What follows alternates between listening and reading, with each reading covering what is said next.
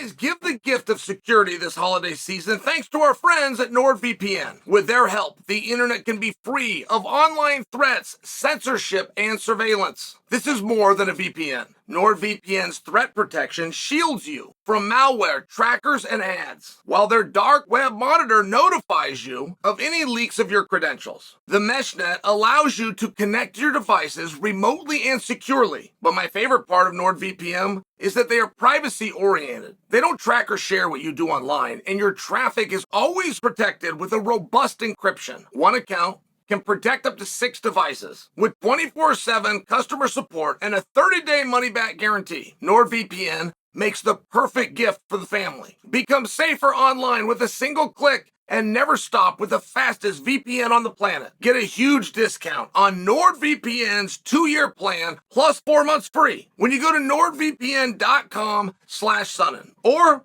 click on the link below. Oh, it's a hard thing when your own code of honor, code of ethics works against you. That's a tough spot. Like, hypocrisy knows no bounds. And I've yet to meet a walk of life that's above it. If I've met 10 fair and objective people in my life, that number would surprise me. If I had to take an over-under on that, I'd have to go through and count them. But I would think it's the under. And Ian Garry did an interview today with Damon Martin. Now, Damon Martin is one of the more recognizable names. He is one of the more reliable sources in the history of our industry. He has been covering it from the beginning. He has built himself and wanted to interview guys. He's got himself so respected at this point that his Rolodex, he knows everybody. I mean, it's one of these situations where, wow, Garry did an interview today. He's been radio silent. I haven't heard anything from him. I stop what I'm doing. I click on this interview. There's all sorts of comments were high. The view count was high. A lot of people must have been like me, waiting to hear from Ian Garry, waiting to get to the good stuff, right? It's not about the fight we need to hear. Let's get to the drama. Well, as I'm watching the piece, Damon had called Garry out on some things that Garry had done in the past to other opponents, specifically Jeff Neal and Neil Magny. Now, Jeff Neal and Ian Garry were scheduled to fight. Jeff pulled out of that fight. What I did not know until watching this interview today is that Neil had been arrested at some point. There was a mugshot that was like in the public domain. So Garry took that mugshot, put it on a t-shirt, and sold them on Instagram, which really pissed off Neil. But I didn't know that, and I feel like that's something that I would have my teeth sunken into. I feel like where I'm at in this, people would have sent that to me and I would have heard about it. I didn't hear about it till today, which is why I'm starting at the beginning and telling you guys a story in case you didn't hear about it, because that's pretty good stuff. I mean, that's pretty good stuff. Don't forget, Garry's fight that he was supposed to do with Neil ended up being Neil Magny. That night was Garry's debut on a pay-per-view main card. So on your debut, your biggest arena, your shot into the top 10. Most guys lack the courage to pull a stunt like that. So I liked the story. I liked that Garry did it. I understand why Jeff Neal would be pissed off. But now you insert Neil Magny. And Neil Magny was minding his business. He was answering questions off the cuff. And he cuts a promo about youngsters, of which is the category he's putting Garry. It's low-hanging fruit, it's simple, it's G-rated, it's very above board. But he was putting it from a perspective, right? He needed to go after Garry as a youngster. That's a compliment to Garry. Would you rather be 39 or would you rather be 24, right? He's complimenting Garry, but he does it as though he's not, which is what makes it so innocent and G-rated. And he had to do this. He had to get to it before the media got to it, or before Garry called him a AARP recipient or a dinosaur or geriatric, right? These guys make these comments when they're fighting an older guy. So he got to it first. It was simple. It was nothing. But he's gonna give a whooping to this boy. Same as he does to his own kids when they get out of line. It was playful at worst. And Garry, who knew it was playful, turned those words on Neil instantly, and he went into performance mode. Garry had a straight face, almost like he didn't understand. Almost like he really thought that Magny had just publicly confessed and endorsed to child abuse. And he started in on that. And Magny let it go, thinking it's going to be a one-time. Man, that's not what I said. The mic will come back to me. That's not even remotely what. Garry didn't let it go. It was like a snowball, right? I mean, this thing started as a flake, and it starts going downhill, and it becomes massive. It was a very mean thing that he did to Neil Magny. It was a mean and cruel thing, because your fight is in 2 days. If you're trying to bring attention to a fight, right, all is fair. But that statement is not going to go away ever. It was a very cruel thing, and Damon Martin asked him about it. And Garry said, hey, wait a minute. Let's start with Jeff. Okay? Jeff got arrested. Those were his actions and a decision he made, and that happened. It's honest. It's the truth. It's out there. I put it on a t-shirt. I've done nothing that was dishonest. That happened, and then he moved over to Magny. He said, I didn't misquote him. I didn't even accuse him. He used the words. I took his words. I shoved him down his throat and up his ass, right? I mean, this isn't a quote.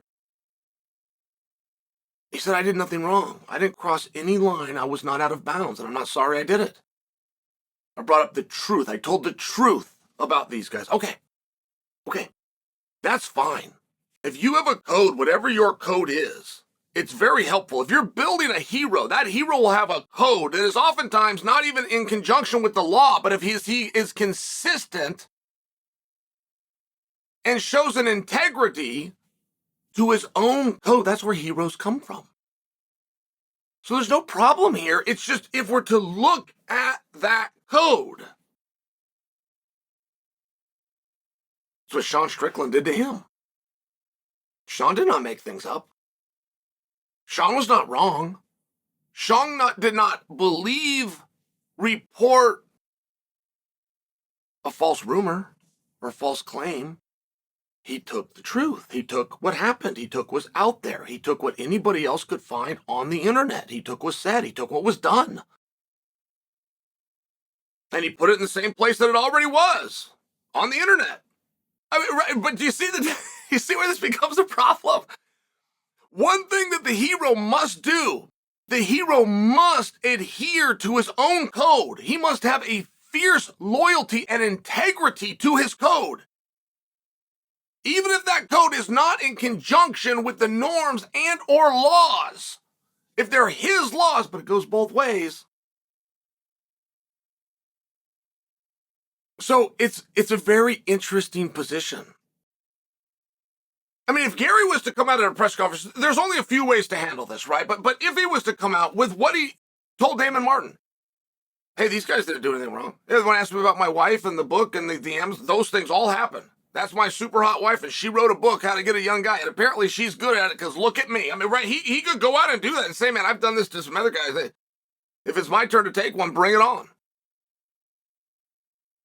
It's an interesting thing, but if you ever try to turn away from your code that you laid out, I actually called Damon Martin about this. I saw this interview, because this is it. Like, what I just told you was the entire interview. I called Damon Martin. I said, hey, what's going on here?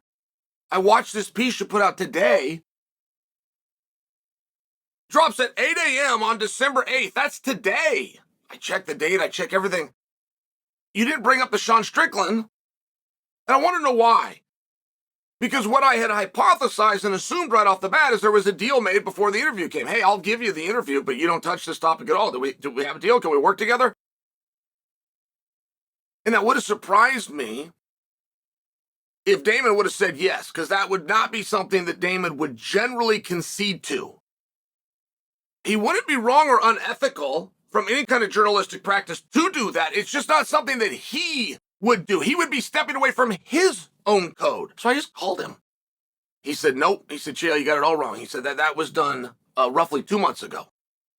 He said, I did it, and I work for the same place that Ariel Helwani works, and Ariel has scooped me. He got an Ian Garry interview that they dropped, so they missed mine. They've refound it, and we put it out today. And I'm only bringing that to you because I think that does add clarity. When I saw Ian do the interview, and I saw the lightheartedness, and I saw the playfulness, and I saw the confidence with it, and I thought, okay, this stuff isn't bothering him.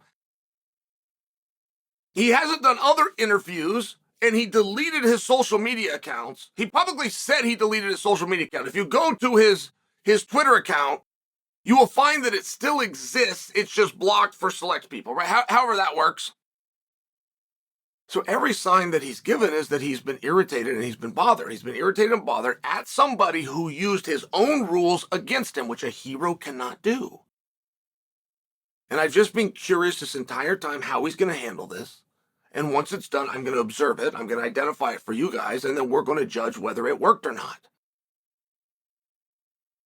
And I thought when I saw the interview, if he's out there and he's doing pieces, he's going to get in front of this thing, man. He's going to handle this. Pictures worth 1,000 words. I saw him, man. He looked bright. He looked chipper. He looked confident. He looked happy. That, man, we got this all wrong. This stuff's not keeping him up at night. Well, no, it turns out he's not giving anybody interviews. Turns out he did block that social media page. It turns out he's turned all requests down. It turns out whatever gym he's doing his training at, since he's not at Stanford, which he left, and he's not in England where he got kicked out of, still is yet to identify themselves. That's very unusual in our sport. So, though there was an interview today, it provided far more questions than it did answers.